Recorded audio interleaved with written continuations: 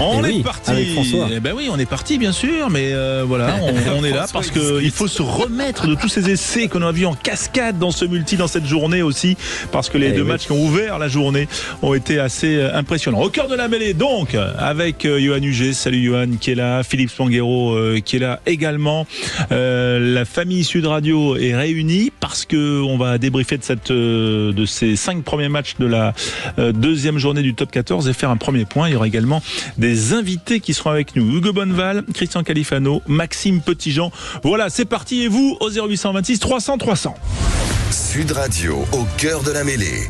Oui, parfois il y a des faux départs comme ça, mais on va quand même pas louper le récap de tous les résultats de cette deuxième journée, parce que le leader Clermont Alexandre a été battu aujourd'hui au Racing.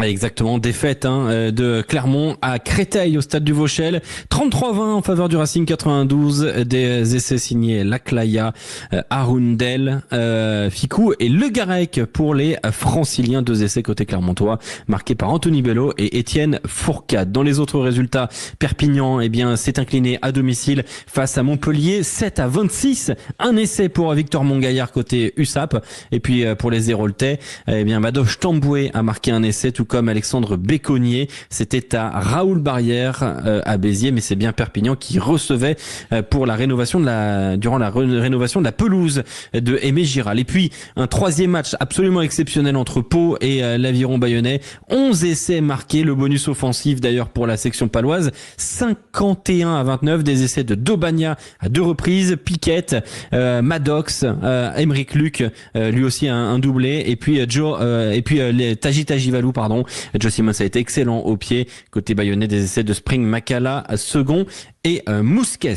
Voilà pour le multiplex. Mais c'est vrai quand même que cette deuxième journée avait été magnifiquement lancée par 2 matchs. Auparavant, la victoire du Stade Français 34-31 face à Vannes, et puis en même temps Toulon face à Castres. Toulon qui l'a emporté 30-28, 3 essais partout, et puis surtout un scénario Hitchcockien. Voilà, on va en parler dans un instant avec Maxime Petitjean qui va nous rejoindre, l'un des entraîneurs du staff toulonnais.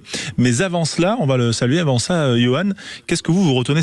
Pourquoi cette frénésie d'essais? C'est le soleil qui est enfin revenu là dans ce mois de septembre, qui a inspiré les joueurs? Ça y est, les joueurs ont lâché les chevaux, ils ont fini leur préparation. Il y a eu ce petit match d'entrée de gamme sur le top 14, et là les équipes qui recevaient, elles avaient à cœur de redorer pour certains le blason. On pense à Montpellier, on passe à Pau, où il y en a eu des matchs incroyables. Ouais, Philippe Spanghero, Toulon s'est fait peur quand même.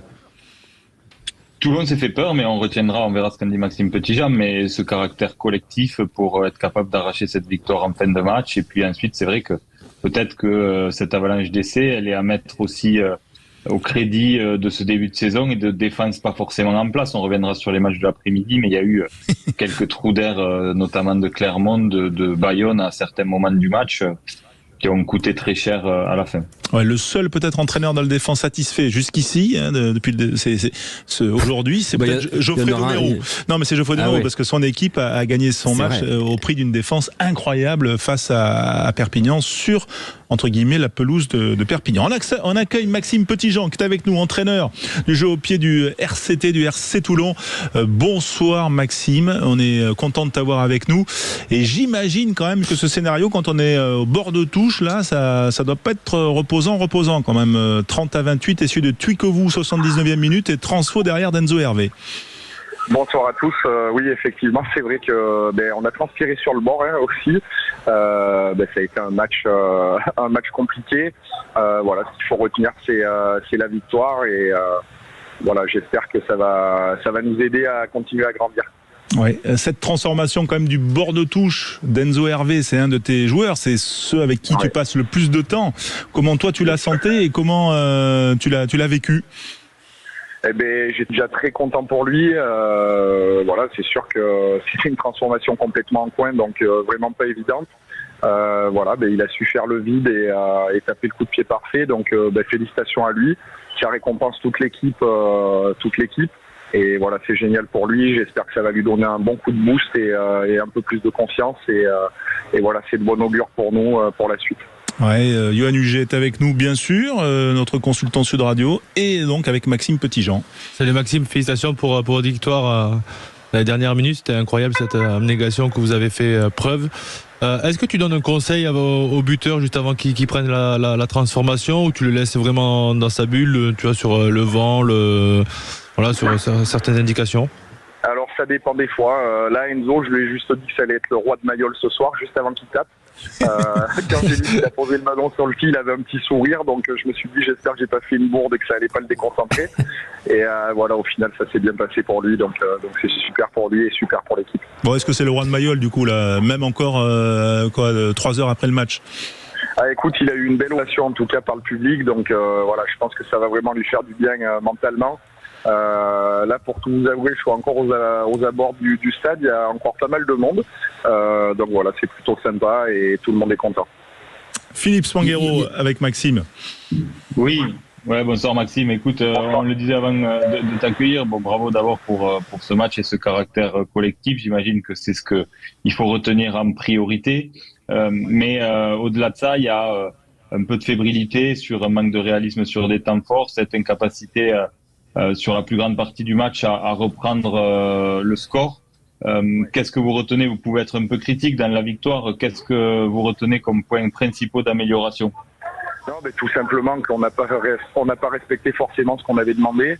On avait demandé d'avoir un jeu assez direct pour les resserrer. À l'inverse, on a essayé de jouer dans le dos, à jouer un peu à la baballe. On s'est fait contrer, on a fait tomber des ballons. Notre conquête a été beaucoup moins performante que la semaine dernière. Voilà, des mauvais choix. On a été assez lent pour nous mettre en place, notamment en première mi-temps. Voilà, on voit sur l'effet de Gabin Villière en première mi-temps, quand on a respecté ce qu'on avait demandé de faire, mais voilà, on trouvait des opportunités. Donc voilà, on n'a pas forcément respecté ce qu'on avait dit. Prendre 2 essais sur des pénalités à la main à 5 mètres de notre ligne, c'est pas acceptable. En même pas de temps de jeu, donc voilà, c'est des petits points d'amélioration qu'il va falloir avoir. Mais le gros point positif de la journée, c'est la force de caractère qu'on a eue sur les 20 dernières minutes pour revenir dans ce match. Parce que sincèrement, à 20 minutes de la fin, ça sentait quand même pas très bon pour nous. Donc voilà, on a trouvé les ressources pour les mettre à la faute et puis surtout pour marquer. Donc voilà, c'est loin d'être parfait, ça c'est sûr, mais en tout cas c'est gagné, c'est 4 points et voilà, c'est ce qu'on va retenir ce soir. Ouais, parce que le RCT a failli s'incliner quand même face à une équipe de Castres qui a commis 19 fautes, ce qui est absolument colossal. Quand on est entraîneur du RCT et qu'on est à un cheveu de s'incliner à domicile pour la première réception de la saison, et donc de basculer dans une petite crise, on sait qu'à Toulon ça va très très vite. Est-ce qu'on pense aux conséquences de chaque match quand on est coach au RCT, Maxime Petitjean? Bien sûr, on sait qu'ici c'est un public difficile, mais ils ont raison aussi. Voilà, si on avait perdu aujourd'hui, oui, on aurait pris les critiques de plein fouet et ça aurait été mérité. Maintenant, voilà, comme je disais tout à l'heure, on a trouvé les ressources pour aller chercher ce match. Donc c'est de bon augure pour la suite aussi. Voilà, c'est le début de saison, tout n'est pas parfait, les équipes sont encore un petit peu en rodage. Mais voilà, aujourd'hui, oui, on n'est pas satisfait de notre match, mais on a quand même gagné, donc voilà. On a entendu des sifflets, non, au bout du deuxième essai en seconde mi-temps, il me semble, non? Oui, ça commence un petit peu à siffler, mais voilà, c'est comme ça. On veut pas subir ça. Il faut pas venir jouer à Toulon et pas entraîner à Toulon, donc voilà, on connaît le caractère de notre supporters. Quand tout va bien, par contre, ça pousse très fort. Et aujourd'hui, en fin de match, ils ont été là pour nous pousser. Et c'est aussi peut-être grâce à eux qu'on a réussi à arracher cette victoire. Qu'est-ce qui s'est dit, dans les vestiaires à la mi-temps, voilà, pour essayer j'imagine, soit des leaders, soit de Pierre Mignoni, l'entraîneur en chef. Qu'est-ce qui s'est dit pour essayer de réveiller un peu tout ça? Juste de respecter ce qu'on avait dit avant le match, d'avoir un jeu assez direct. On l'a vu sur 1 ou 2 actions en première mi-temps, quand on respectait ça, on arrivait à les mettre à la faute et à mettre notre jeu un peu mieux en place. Donc voilà, de respecter les consignes et malheureusement, les 10 premières minutes de la deuxième mi-temps, on est retombé dans notre travers à pas respecter ce qui avait été dit. Donc on s'est remis sous pression directement dès le début de la deuxième mi-temps Et voilà, on a rectifié le tir sur les 20 dernières minutes et c'est là qu'on a réussi à sortir notre épingle du jeu et à remporter ce match. Mais bien évidemment qu'à la mi-temps, les murs de Mayol ont un petit peu tremblé. Voilà, ça sifflait sur le terrain et aussi dans les vestiaires. Alexandre, t'as peut-être une stat autour de ce match ou pas? Ce que je disais tout à l'heure, donc il y avait les 19 fautes du côté de Castres, mais il y a quand même des stats offensives qui sont, excusez-moi du terme, un peu drôles du côté du RCT. C'est quand même 33 défenseurs battus aujourd'hui, 22 passes après contact, entre guillemets, pour seulement 3 essais. À titre de comparaison, si vous n'êtes pas des amoureux de statistiques, je vais vous donner une comparaison.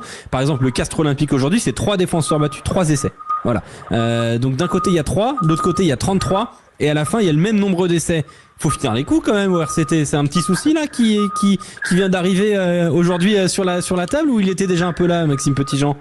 Non, c'est voilà, on a manqué de réalisme. On a battu des défenseurs, oui, mais on a pris énormément de contre-rock aussi. On a perdu beaucoup de ballons là-dessus.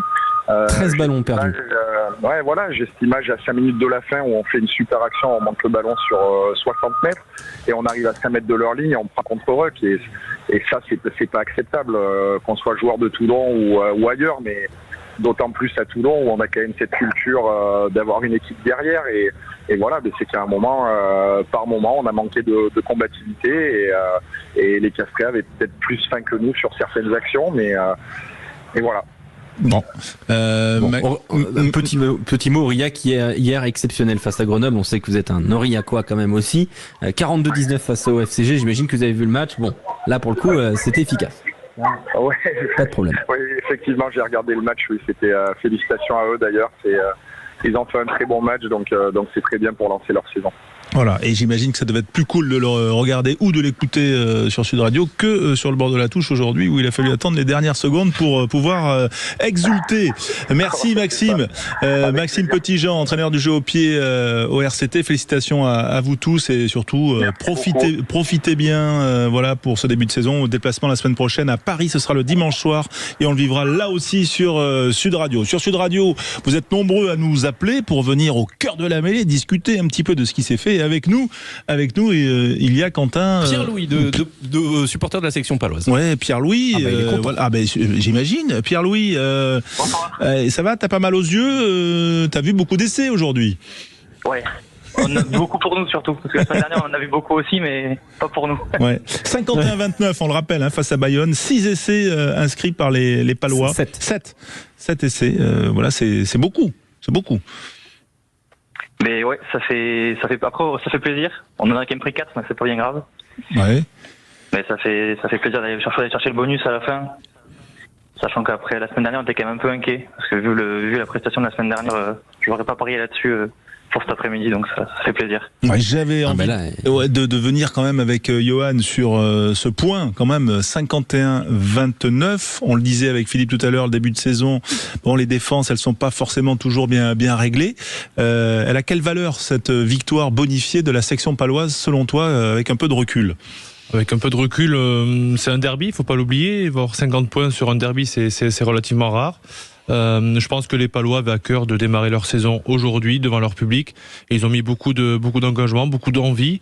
Et félicitations à eux. Mais il y a quand même ces 29 points où il va falloir corriger parce que c'est pas anodin de prendre 30 points à la maison, même si bien sûr ils ont fait une super belle prestation.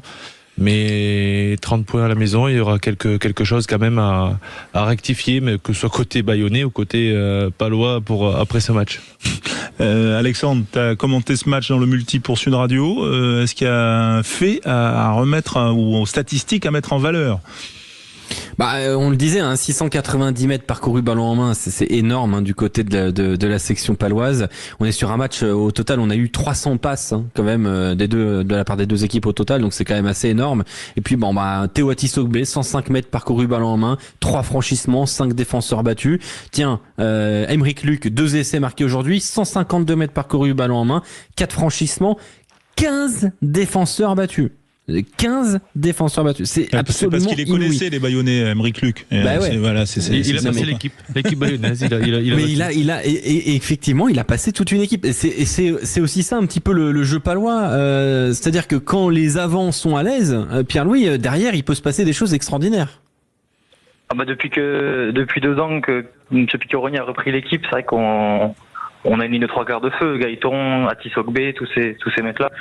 Et c'est un régal à regarder, même aujourd'hui, comme vous le dites, le triangle arrière, Maddox, Atisogbe et maintenant Aymeric Luc, il peut se passer tout très très vite. On le voit quasi sur l'avant-dernier essai, la relance de Maddox qui part un peu de nulle part et qui finit avec un essai magnifique au bout. C'est top. Ouais, Philippe Spanghero, petit regard quand même sur cette victoire paloise. Elle réjouit Pierre-Louis, les fans de la section paloise. Et voilà, il y avait 20-3 à la mi-temps. On les semblait, enfin, nous semblait sereins. Puis finalement, quand même, 27-10, 32-17. Voilà, on a un peu tremblé quand même pour eux. Mais comme le disait Johan, c'est vrai qu'il y a eu un relâchement à chaque fois qu'ils ont pris vraiment le large score. Ils se sont fait reprendre, ils ont pris des essais faciles. Donc ça, ce sera, je pense, le travail de la semaine à gommer. Moi, ce que je retiens vraiment, c'est le travail de cette équipe depuis 2 saisons. Je me souviens qu'on avait eu Bernard Ponneau il y a quasiment 2 saisons, quand la section était en difficulté, menacée de descente. Ils ont tenu bon, ils ont gardé le cap avec une politique de jeunes joueurs, en se disant, on sait qu'on est dans le vrai, on va y arriver. Ils ont continué à donner du temps de jeu à cette jeune garde, et on voit aujourd'hui qu'elle est au rendez-vous et que c'est le socle de cette équipe. Sur qui Sébastien Piccioni peut vraiment largement s'appuyer. Et je trouve que le travail de la section paloise, il est remarquable en termes de formation. Donc voilà, je leur souhaite une belle saison, mais c'est vrai que en termes d'ambition dans le jeu, c'est une équipe qui nous régale, et ça avait commencé déjà la saison dernière. Ouais, lui aussi nous a régalé. C'est Hugo Bonneval qui va être avec nous dans un instant. Il a été ancien stadiste du Stade Français, ancien Toulonnais. On remercie également, Palois. Et on remercie Pierre-Louis, notre auditeur, de nous avoir appelé au 0826 300 300. Imitez Pierre-Louis et venez au cœur de la mêlée avec UNUG, Philippe Spanghero. Toute l'équipe, à tout de suite. Sud Radio, c'est vous les François Trio. Avec vous les amateurs de rugby au 0826 300 300 UNUG, Philippe Spanghero, toute l'équipe Sud Radio est là bien sûr pour interagir avec vous et nos invités comme Hugo Bonneval qui est avec nous en direct. Salut Hugo. Bonjour Philippe, bonjour à tous. Voilà. Salut Hugo. Comment vas-tu ? Comment ça va ? On est content de t'avoir avec nous, Hugo. En direct de Miami ? Voilà, qui a une vie entre les États-Unis et la France. T'es où ? T'es en Floride là ? Avec Exactement. Alex ? Ouais, mais Alex, lui, on sait pas trop où il est. Il est perdu quelque part. Mais il est dans le studio Sud Radio. Hugo, on va quand même rappeler juste quand même que tu as fait l'essentiel de ta carrière au Stade Français. En tout cas, ta formation, que tu as connu l'équipe de France, que tu as connu le RC Toulon et la section paloise. J'avais un peu oublié la section paloise, je l'avoue. Mais tu as surtout été mon stagiaire de 3e, Hugo. Et ça, c'est important parce que je veux dire, ça a quand même complètement. Un maître de stage de cette stature, ça me permet de valider. Tu vois. Mon brevet de collège, et sans toi, je n'y serais pas arrivé. Eh ben oui, merci, c'est ça qui est important. On est content de t'avoir sur l'antenne Sud Radio. Tiens, le Stade Français, on a parlé de Toulon, qui s'est fait peur un peu contre Castres. Le Stade Français aussi s'est fait quand même une grosse frayeur contre Vannes. Est-ce que tu peux le suivre, toi, depuis la Floride, et est-ce que tu le vis de bon matin ?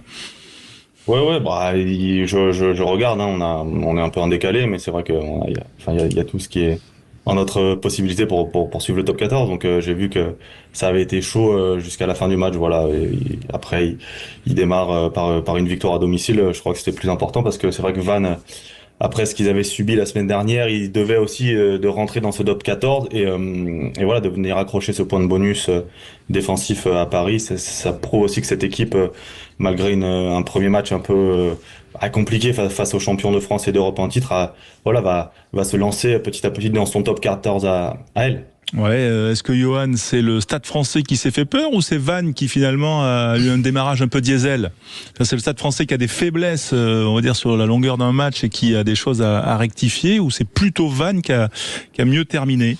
Non, je pense que simplement ils pensaient que le score était fait et ils se sont fait quand même peur à la fin, mais ils ont quand même maîtrisé, on va dire, l'entame de match, et c'est difficile quand on mène le score large comme le Stade Français l'a fait, et tu prends un essai, t'en prends 2 et d'un coup tu te réveilles, mais c'est trop tard. La machine est lancée côté vantaise et ils ont joué grandement leur chance. Félicitations à cette équipe parce que voilà, ils ont pris leur premier point et on va s'attendre à ce qu'ils montent aussi en puissance, s'adaptent au top 14. Et ça va pas être facile de les battre. Ouais, j'ai posé la question à Philippe, mais je la pose quand même à Hugo avant. Ils ont pris 50 points quand même à l'UBB, les stadistes. Là, ils mènent 36-24 à un quart de la fin. Ensuite, ils se font grosse frayeur quand même, hein, parce que voilà.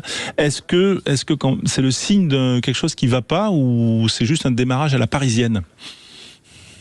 Qui va pas, j'aurais du mal à dire ça. Non, mais on entend quand même certaines choses quand même. Quand on. Tu entends quoi, mon cher François? Non, mais voilà. On est intéressé. Donc les éditeurs aimeraient savoir ce que tu entends. Moi, je pense qu'ils ont des recrues. Ils ont des recrues à des postes charnières. Ils ont passé plusieurs années avec un système de jeu très, je vais dire classique entre guillemets, ou pragmatique. Avec un numéro 10 comme Joris Second qui était très classique, avec avant Morgan Parra aussi en demi-mêlée qui avait cette capacité à gérer les matchs avec un certain tempo. Je crois qu'ils essayent de changer un peu leur manière de jouer. Quand tu vois que tu peux avoir une charnière Weber, Louis Carbonel qui est vachement plus porté sur l'offensive et sur les prises d'initiative. Voilà, je crois que tout ça doit se mettre en place pour cette équipe du Stade Français. Après ouais, défensivement, de toute façon, tu sais que dès que tu lâches un peu la bride, c'est tellement important et les points comptent tellement durant ce championnat et jusqu'à la fin, tu te rends compte qu'un point, ça peut te sauver une saison, que personne lâchera et que très peu d'équipes, à partir de la 60e, baissera la tête et repartira Fanny. Donc voilà, il faut que chaque équipe après un peu prenne la mesure de ce championnat, de cette difficulté, de cette longueur de championnat pour jamais lâcher durant 80 minutes. Moi, je crois que le Stade Français s'appuie sur un gros paquet d'avant et d'une fois qu'ils sont plus dominateurs, ils ont du mal à concrétiser leurs actions. Ils ont du mal à mettre la main sur le ballon et s'ils sont pas dominateurs devant, on a pu le voir, c'est compliqué pour cette équipe du Stade Français. Ouais, Philippe Sanguero, ton regard, voilà, je le disais, démarrage diesel ou alors quand même des symptômes un peu inquiétants? Comme le disaient Hugo et Johan, un peu inquiétant dans le sens où on sent qu'ils n'ont pas complètement encore assimilé le plan de jeu. Il y a une évolution portée vers l'offensive, on le voit, Johan a raison, c'est vrai que l'année dernière, ils ont été trop restrictifs ou trop peu ambitieux dans le jeu et on voit qu'ils ont été assez dominateurs sur la phase régulière.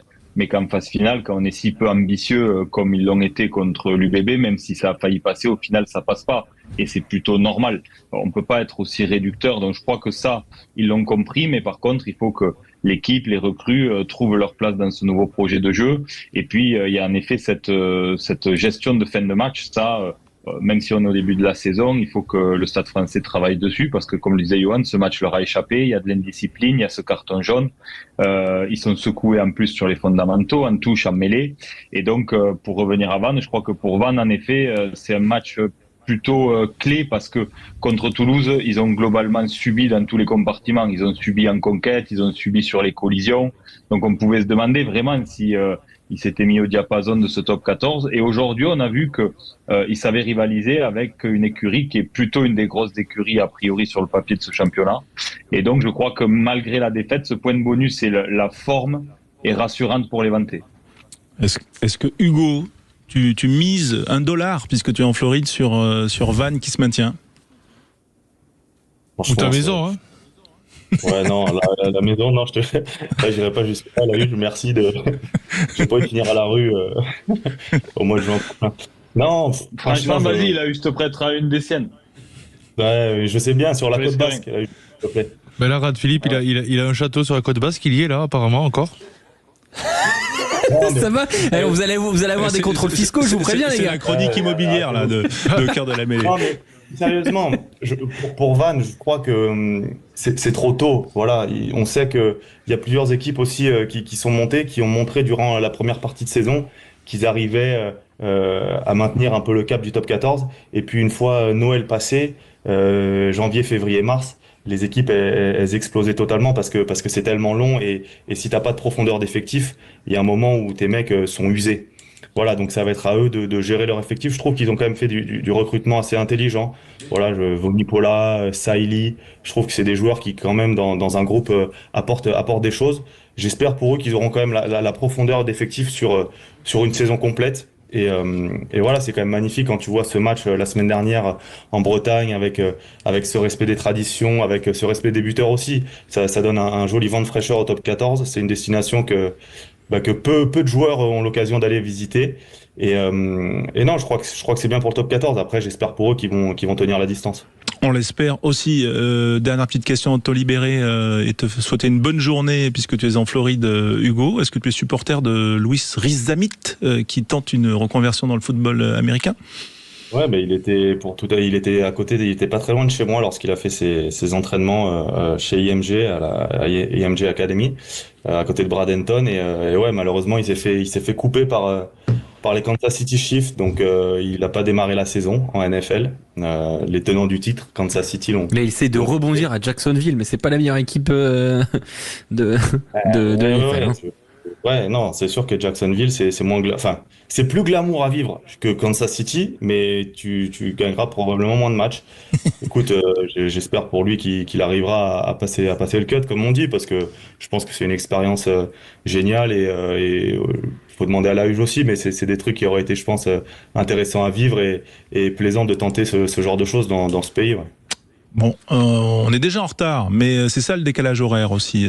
Voilà. Merci Hugo d'avoir été avec nous. On n'hésitera pas comme ça à prendre des nouvelles quand même si tout va bien en Floride et voir si tu changes de casquette parce qu'elle est belle celle-là. Mais en tout cas, on peut l'avoir sur.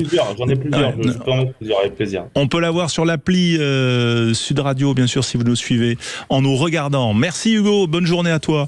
Et on se retrouve très vite pour parler de rugby. Voilà, ce sport qui nous passionne. Dans un instant au cœur de la mêlée, la suite. Et puis les infos, bien sûr. Sud Radio. Sud Radio. Parlons vrai. Au cœur de la mêlée, François Trio.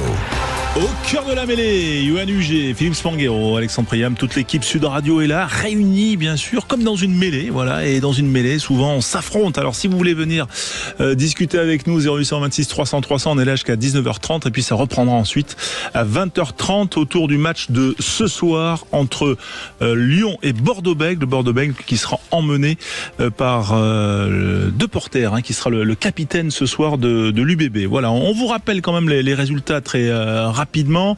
La victoire de Montpellier à Perpignan 26-20, la victoire du Racing face à Clermont 33-20, la victoire Fleuve de Pau face à Bayonne 51-29, victoire du Stade Français contre Vannes 34-31, victoire de Toulon 30-28 contre Castres.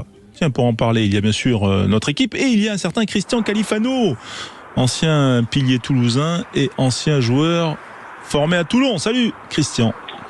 Salut François, salut à tous. Merci d'être avec nous en direct. Je te présente pas, Philippe, Yoann. Ben non, je le connais bien, Philippe Spanghero, le grand Philippe Spanghero, le terrible Yoann Huget, et il y a Alex Priam dans le coin, parce que j'ai entendu qu'il Ouais, salut Christian. T'inquiète, j'arrive. Bon, c'est vrai quand même que on est toujours un peu quand même sur cette victoire de Toulon au forceps.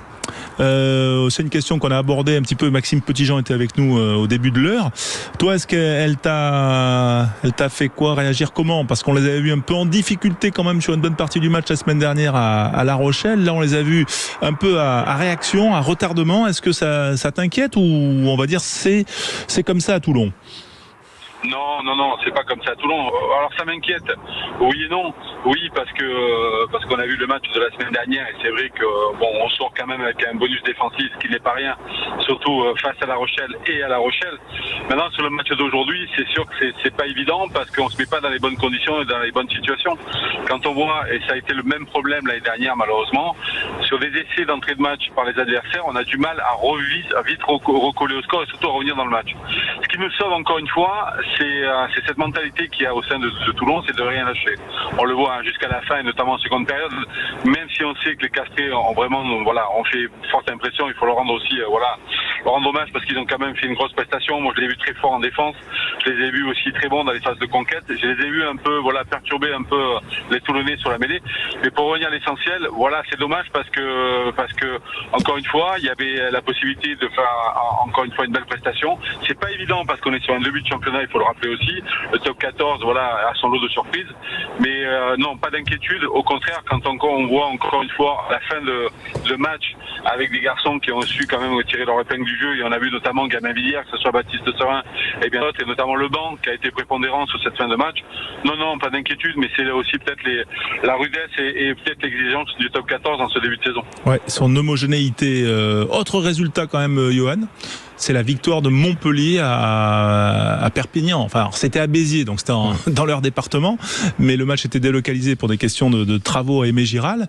Perpignan, ça fait surprendre. Et a été pris quand même, pris dans le sens agressivité du terme. Ça, c'est un peu la surprise. La surprise, parce que il faut savoir que Montpellier avait perdu à domicile face à Lyon la semaine précédente, et ils avaient à cœur de redorer le blason, et rien de tel qu'un bon derby à Béziers.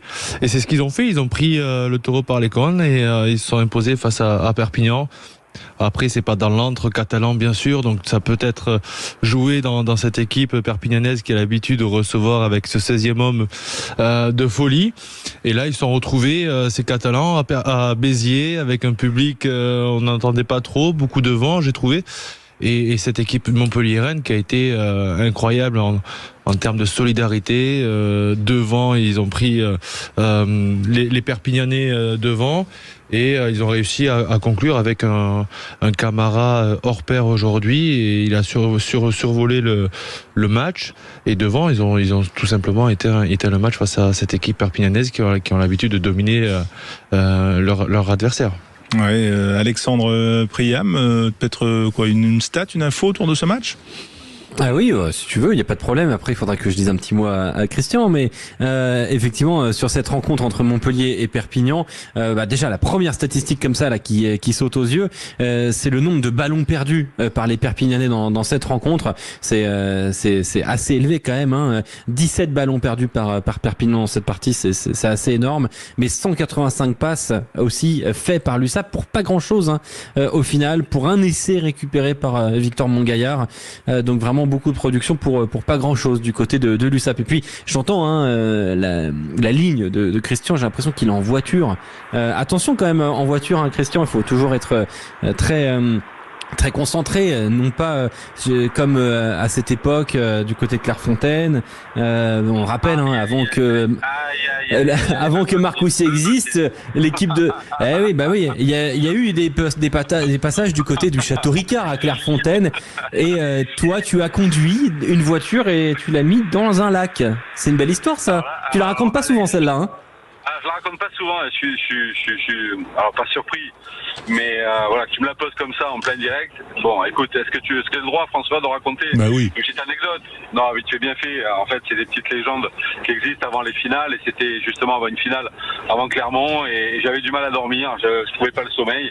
Et puis à l'époque, il y avait un partenaire qui est aujourd'hui le nouveau partenaire emblématique de l'équipe de France, Renault, et il avait laissé une très belle Renault 25 à l'époque, parce que je vous parle de ça, qui était un temps bien révolu. Intérieur cuir, je crois que c'était la série Baccarat, et puis voilà, donc j'avais pris la bagnole et je m'amusais dans le parc du Château Ricard, et à un moment je vois une biche passer, j'ai voulu la suivre, et puis elle m'a fait un peu comme Johan Huget, un cadrage débordement droite-gauche, elle est partie, et quand la biche est partie sur le côté gauche, moi je suis parti tout droit dans le lac. Voilà, ça a été un des grands moments, pas pour moi, ni pour le partenaire qui avait laissé les deux voitures au sein de l'équipe du Stade Toulousain, mais c'est surtout le lendemain comment ça s'était passé. Voilà, parce qu'il faut raconter cette petite anecdote. Quand le lendemain, il y avait encore, le papa de Didier Lacroix, il y avait Jean-Louis Putillier qui était en train de s'affoler en disant putain, mais la voiture du partenaire, elle s'est foutue, elle est dans le lac. Donc ça avait foutu tout un pataquès, et je me rappelle, tous les mecs étaient morts de rire, parce que bien sûr, et évidemment, quel était le seul patrouillon, on va dire, qui était capable de faire ça, bien sûr, il n'y avait que moi. Et je me rappelle, on était sur une table de 30 au Château Ricard, et là d'un coup la porte qui s'ouvre, Maître Novès, et là je peux vous dire vent de panique, et il a été très bon, comme il a toujours été bon. Il a serré la main à tout le monde, et il a attendu de faire le tour pour venir me serrer à moi la main. Et il m'a serré la main, il m'a dit juste un petit mot à l'oreille, il m'a dit le gros, j'espère que tu vas être bon ce soir. Donc j'avais compris que c'est lui qui avait su que j'avais foutu la voiture dans le lac. Et je vous dis pas la pression, j'avais plus la pression de Guy Novès que des adversaires à l'époque. Voilà, donc ça c'est final. Merci Alex pour la petite anecdote. Voilà, ça c'est finale 99, alors on est d'accord, avant Clermont. Avec les Rastas. Yo, t'enlèves. C'est pour ça, t'as toujours voulu rêver. Ou c'est 95. Non, c'est 99. Ouais, 99, ok. 89. Voilà.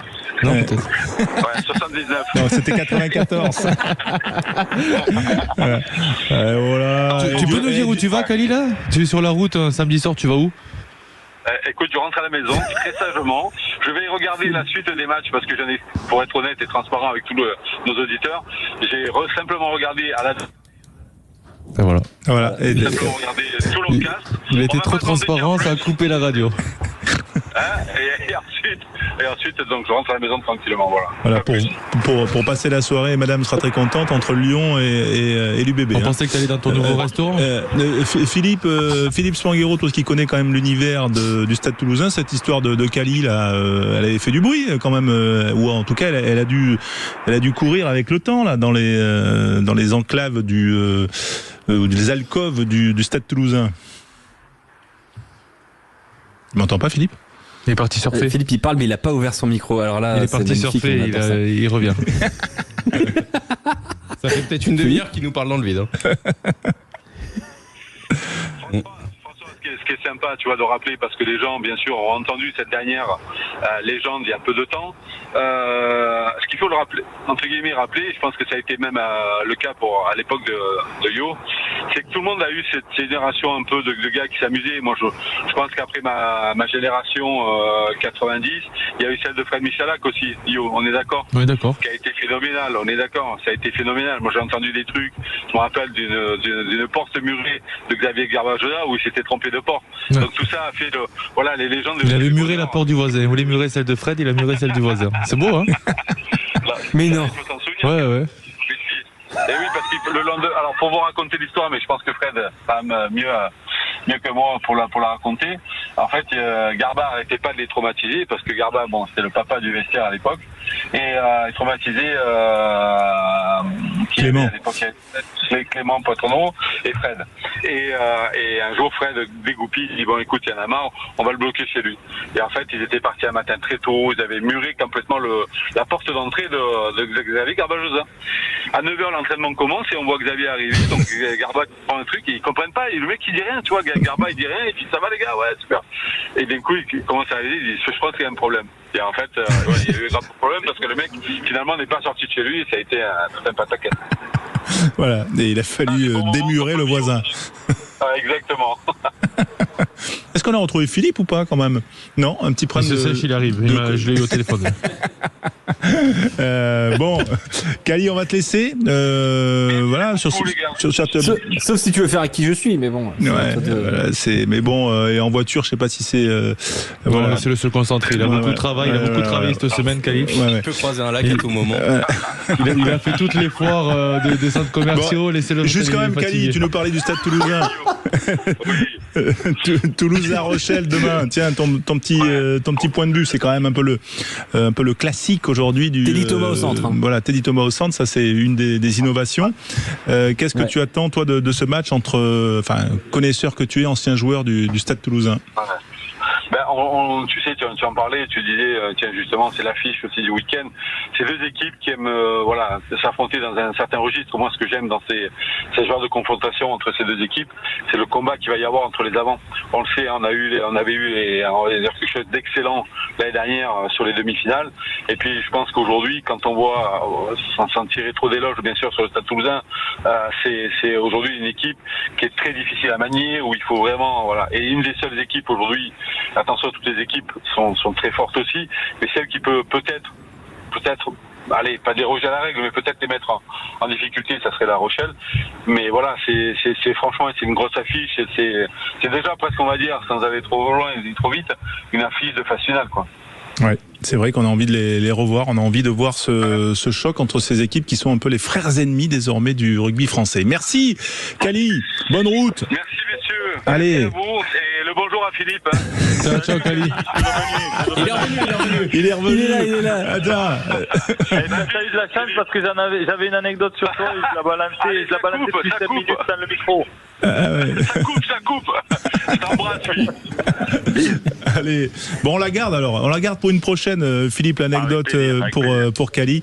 On va se retrouver dans un instant avec un rendez-vous que Yoann Huget a demandé et donc on sait bien sûr c'est pour ça que Philippe est parti. Ben oui, c'est le qui je suis, c'est ce jeu que tout le monde nous envie bien sûr pour tester vos connaissances rugby. Restez bien avec nous au cœur de la mêlée tout de suite dans un instant. Sud Radio, votre attendu de radio au cœur de la mêlée. Alors, puisqu'on se connaît pas, Présentez-vous. Présentez-vous. Les gars, qui je suis? C'est moi.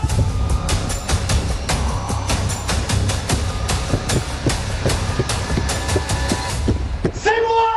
Je suis un monsieur. Ça, c'est se présenter. Et nous nous présentons bien sûr au cœur de la mêlée avec Yoann Huget, Philippe Spanghero pour ce jeu qui permet de tester la culture rugby de vous tous. Tiens, s'ajoute à la table, présentez-vous Antoine Mazère, jeune qui tu es oui. Antoine, Clément, et alors on va faire un format très simple ce soir, ça va être un jeu d'élimination. On vous rappelle, je vais vous donner quelques indices sur des joueurs, vous allez devoir donner votre prénom avant de pouvoir donner le nom du joueur. Hein. Donc c'est important. Attends, répète. Il faut donner votre prénom pour donner le nom du joueur. Et quand vous avez trouvé, vous éliminez quelqu'un.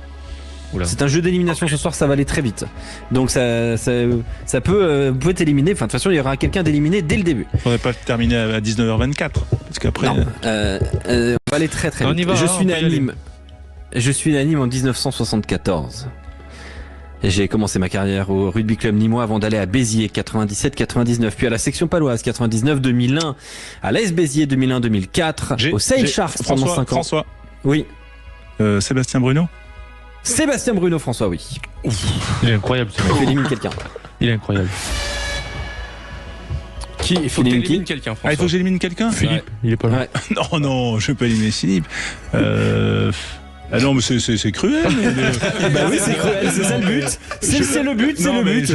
C'est pour que ça aille plus vite. Je m'auto-élimine. Oh, c'est bon. Non, le fair play, c'est pas l'esprit de l'émission. Oh, le prince, quoi. C'est fair play t'honneur. Bon, allez, c'est bon. Voilà. Bon, François, c'est donc auto-éliminé. C'est la meilleure chose qui pouvait arriver. C'est incroyable. Bon, je considère que je suis né en 1972 au Fidji. J'ai commencé ma carrière en Nouvelle-Zélande avant d'aller ensuite à Clermont 2006-2010. Oui. Napoli Nalaga. Non. Je suis ensuite allé du côté du Castres Olympique 2010-2014. City Venice Vivato. Philippe. Non. Philippe. Norm Berryman. Non. Après être allé au Castres Olympique, j'ai fait 2 saisons au Leicester Tigers. Yoann Huget. J'ai été centre et demi d'ouverture. Oui, Yoann. C'est le pilier gauche. Non, centre et demi d'ouverture. Ah, centre, pardon.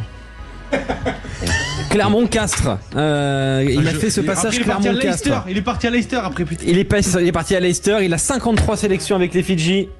Je sais. Les initiales sont SB. Yoann, Sereme Bay. Philippe. Serema Bay. Ouais, Yoann, tu limites quelqu'un. C'est terrible ce qui se passe en studio. Oh, il y a un truc en studio. J'élimine Philippe. On est sur une des plus grosses injustices de cette émission. C'est d'une violence. Bon, je raccroche. Sache que c'est peut-être pire que l'arbitrage d'en haut de l'affiche hier. Ouais, alors pourtant hier déjà c'était limite. J'ai commencé ma carrière au Sale Sharks en Angleterre. Je suis né à Manchester en 83. Je suis ensuite allé à Biarritz. Wilkinson. Oui. Philippe. Non, à Biarritz, Wilkinson. Qu'est-ce que t'as pas dit Biarritz? Philippe, t'es éliminé. T'as pas le droit de parler. Clément. Philippe, tu es éliminé. Clément. Il reste que Clément, Johan et Antoine. Clément. Yann Balcho. Non. J'ai fait Biarritz 2008-2014. J'ai terminé ma carrière au Sale Sharks à nouveau. J'étais 3e ligne. Loud, Johan, Loud. Lequel? Magnus Lund. Johan, tu élimines quelqu'un. Je m'auto-élimine. Ça c'est exceptionnel. Non mais qu'est-ce que c'est que ça? Il y en a, il arrive en finale, il a fait aucune proposition. Je m'en vais comme un prince. Antoine. Pardon? Donc la finale c'est Antoine contre Clément. Ben voilà. C'est ça, le seul but de Johan c'était de pourrir la vie de Philippe. C'est dit. Très bien, bon bah c'est réussi. Alors là franchement pour le trouver ça va pas être facile. J'avais misé sur quelque chose de difficile. Antoine face à Clément. Je suis né à Goole en Angleterre. J'ai commencé ma carrière au Newcastle Falcons. J'ai fait 242 matchs entre 99 et 2009. Je suis ensuite allé à Brive. 4 saisons, 100 matchs à Brive. Clément. 2009-2013. Clément. Andy Good. Non. J'ai terminé ma carrière à Tulle. 3e ligne. Pierre Tonavise. 3 quarts centre. 38 sélections avec l'Angleterre. Ah oui.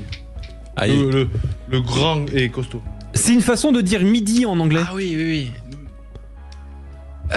Midi, l'heure de la journée. Ou la nuit. Antoine. Noon. Comment? Noon. On est éliminé. Non. C'est bon. Quand ils sont C'est honteux. Il n'arrive pas à le dire. C'est Jeminoun. Ben oui. Victoire de Philippe Spanghero, puisqu'il y a de la triche en studio. Voilà, c'est Philippe qui a gagné. Voilà, Jamie Noon. Victoire de Philippe Spanghero. Et ben voilà, allez, merci pour ce qui je suis, qui permet de remettre aussi la culture rugby à niveau. Merci messieurs, Johan, Philippe. On se retrouve bien sûr tout à l'heure, 20h30. Et bravo Philippe. Pour vivre ce match Lyon-Bordeaux, la suite de la deuxième journée, bien sûr. Et avec vous, les fans de rugby de Sud Radio. À tout de suite.